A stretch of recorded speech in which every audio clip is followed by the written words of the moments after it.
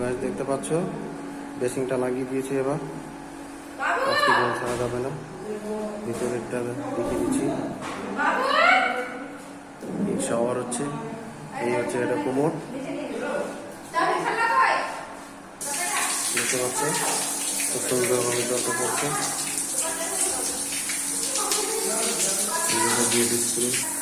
এই হচ্ছে ঝর্ণা, খুব সুন্দর জল আসছে। এই সেই কোমরের পয়েন্ট, জেট স্প্রে,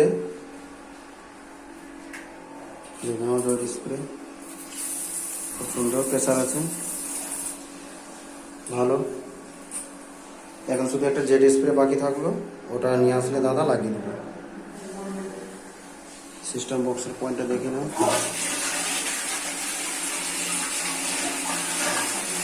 সুন্দরভাবে যাচ্ছে।